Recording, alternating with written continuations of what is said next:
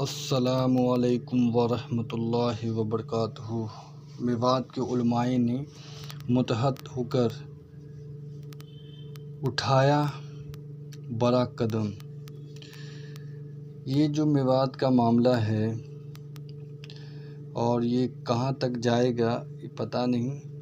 सब कुछ प्रशासन के पास होगा तो फिर इसके बावजूद ये गांव-गांव में जो धरपकड़ का अंधाधुंध गिरफ्तारियों का सिलसिला जारी है, फिर प्रशासन ये सब कुछ जब उनके पास सारी रिकॉर्डिंग है, सारी वीडियोग्राफी है, तो ये सब प्रशासन क्यों कर रहा है? प्रशासन एक बदअमनी फैला रहा है। इससे बदअमनी पैदा होगी। हमसे अपील कराई जा रही है कि अमन कायम हो, शांति कायम हो। इससे शांति कायम नहीं हो रही, एक तरफा कार्रवाई हो रही है। अब आखिरी हरबा हमारे पास सिर्फ एक बचा है। हम पूरी मेवात के उलमा को जमा कर और जिम्मेदारों को जमा करके। अस्सलाम वालेकुम रहमतुल्लाहि व बरकातुहू। जी हाँ नाज़रीन, इस वक्त की बहुत बड़ी खबर। मेवात के तमाम उलमाए किराम ने मुत्तहिद होकर वहाँ की मकामी इंतज़ामिया से परेशान होकर प्रशासन से परेशान